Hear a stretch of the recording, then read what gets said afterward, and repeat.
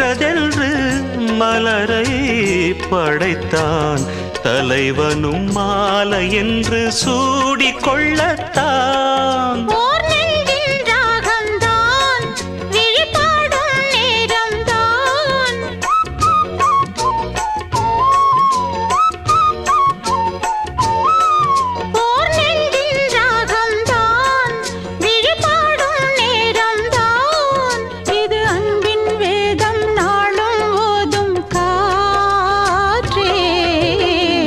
வைகை நதி ஓரம் பொன்மாலை நேரம் காத்தாடுது.